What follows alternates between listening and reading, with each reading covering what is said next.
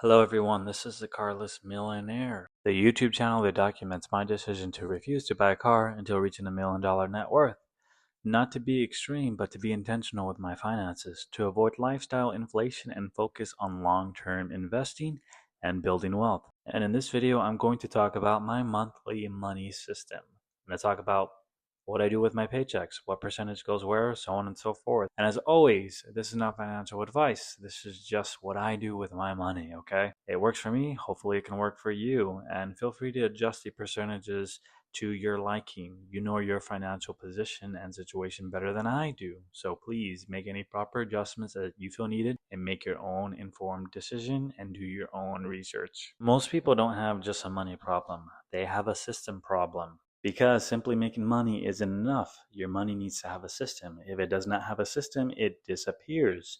You need to tell your money where to go, or else you're going to be wondering where it went. So in this video, I'm going to break down the systems that I personally use that help me invest consistently, manage my expenses, and build wealth without overthinking every day. Why systems matter? Because most people rely on willpower and motivation. And willpower and motivation, they don't last. They are a finite source. They are a battery, and they get depleted as the day goes by. In my video, How I Think About Money, I go ahead and explain it, and I go over a study that shows what happens to willpower and motivation throughout the course of the day. But in a nutshell, willpower and motivation are like a battery. You only have so much charge in the beginning of the day, and then it gets depleted. This isn't to say that motivation and willpower is bad, but do not depend on it. Use it to propel you forward when you have it, absolutely, but do not depend on it. This is where having a system comes into place.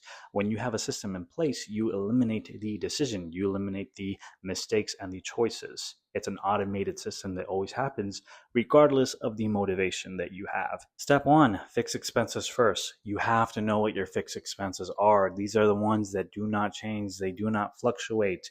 The rent, the insurance, the phone, the subscriptions. How much does it cost me to be alive for a month? What does that cost? And what do they equate to altogether? You have to know what that is. And since these expenses do not change much at all, make sure they are predictable, make sure they are controlled and not inflated unnecessarily. For example, rent. Rent you can't really control too much. Let's say it's $1,500, but if you can get a roommate and now you're paying half and half, that's a lot better. But what are you going to do with the other $750? Well, most people, they just get a nicer car, and now they're paying $750 for the car, $750 for their rent. Also, your phone bill. Do you really need to lease your phone? Like, you're already paying monthly for these services. Now you're going to pay monthly for physically having that phone with you as well. Just pay the phone off. Decrease your monthly expenses that way. Or just get an older phone. You don't have to get the latest and greatest. Get something that's like 3-4 years old. That's totally fine. It still works the same way. Same thing with a car. Do you really need a $750 car note, $800, $900 car payment, when you can probably get a used car that will get you from A to B that's like $300 a month? Because when you have a car, you're not paying just the car note. When people leave the dealership, they're thinking, what's my car payment? But you're also paying car insurance. You're also buying gas. You're also paying for quarterly maintenance and repairs. You're also paying for registration and everything associated with the cost of owning a car, changing the tires here and there. It's not just the monthly car payment that you are paying for the car. But yeah, you have to know what your monthly fixed expenses are, the ones that do not fluctuate, the ones that do not change. And if you are able to, please minimize them before diving into. Tally them all up together and know what they all equal to each and every month. Now, if you want a nice car that's $800-900 a month, and you can comfortably afford it on a monthly basis every single month, then by all means get that car that you want and you're able to comfortably afford. I would say if you're able to pay for it 4 to 5 times over, then yeah, go for it. 3 times, you're pushing it. You definitely don't want it to be like 20, 30, 40% of your income that's committed to just paying for your car. That's just completely insane. After you know what your fixed expenses are and you have adjusted them or minimized them to your liking, step 2, you want to pay yourself first. Before spending any money, I invest. Automatically, every paycheck. A percentage goes directly into investments.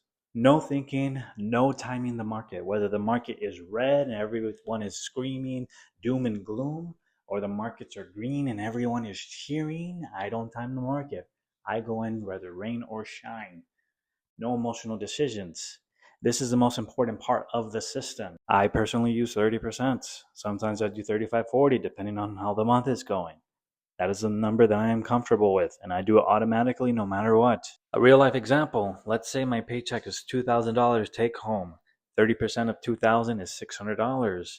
That $600 gets automatically invested every single paycheck. So that's $1,200 a month that I'm doing every single month. So if my paycheck was $1,800, that would be $540 that gets automatically invested. If my paycheck was $2,500, that'd be $750 that gets automatically invested. It's always a percentage, no matter what. And I'm able to comfortably pick this percentage because I know what my monthly fixed expenses are, and I have maintained them and kept them low as possible. Not having a car definitely helps. It's not the most luxurious thing, but I'm able to invest at least 30%. And 30%, that's the minimum for me. Sometimes I do more. It just depends on how the month is going. But again, I know my monthly numbers and I know what I'm comfortable with affording to invest. So yeah, after knowing your monthly numbers and committing to a percentage, please automate it and stick to it. If you want to do more, by all means do more, but do not do less. Have that percentage be your monthly minimum. Step 3, guilt-free variable spending. After investing my fixed percentage and covering all my fixed expenses, whatever is left over is mine to spend if I choose to do so. No guilt and no stress, because all the important things are already handled. I took care of my monthly percentages and I took care of my fixed expenses. The key thing is you have to do this after you already took care of your investing and fixed expenses. Some people like to do the guilt-free spending first and then pay their bills after and then never invest after. No. You have to do the first things first and then do the guilt-free spending after you have already taken care of everything. Literally bought myself a Nintendo Switch 2 a couple of months ago. Now I'm playing the Pokemon game. I'm trying to catch them all. I'm trying to catch all the investments and I'm trying to catch all the Pokemon, right? But I do all the investments first. You know how I said it first? That's why, because I put first things first. And sometimes with the money that's left over, I actually end up investing it anyways because I'm trying to build the momentum. I'm trying to get to $1 million really, really fast. Now, just because I overinvest one month doesn't mean I can underinvest the next month. If I invest more than 30, 40, 50% one month, doesn't mean the next month I can do 20%. No, 30% is the minimum regardless. Those are rules that I hold to myself. And you can make any rules for yourself. Hold the rules to yourself. Pick the percentage that works best for you and your position. You know your financial situation better than I do. So please make your own informed decision. Make whatever rules and percentages that you want to make, but make sure that it makes an impact, please. Step 4 is to remove decisions. I don't want to think about money every day, so I automate it. I automate my investments. My bill payments are automated as well. Any transfers that I might need to do, I try my best to automate everything. The fewer decisions I make,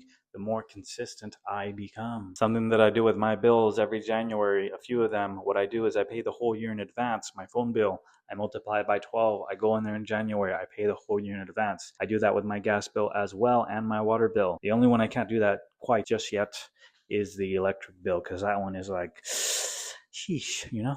But one day I'll get there. Step 5 is monthly check-ins. I don't check it every single day. I don't check it every single week, every hour. I do not stress about it. I just check it to see where I'm at with my spending. Where am I at with my investing? How is my portfolio doing? It's just a simple check-in to make sure that I am staying on track, that I am staying on course, and that I am remaining consistent.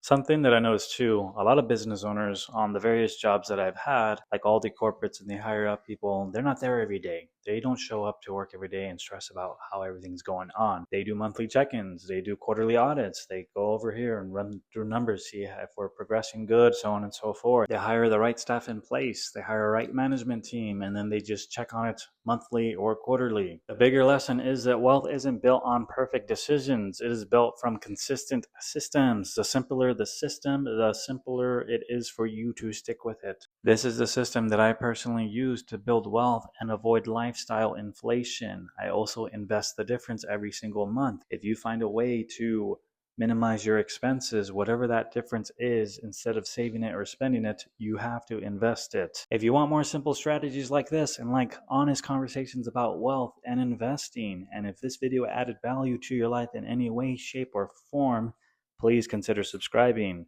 I make new wealth videos every Tuesday. And if you like this video, then I highly recommend checking out my last video, why the first 100K is the hardest, but then it gets easier. In that video, I talk about the first 100K, how hard is it to get there, how to get there, how I personally got there. And once you get there, everything gets easier. Thank you so much for checking this channel out. Thank you for being here, and I will see you next Tuesday with a brand new video. May we all live happy and fulfilled lives.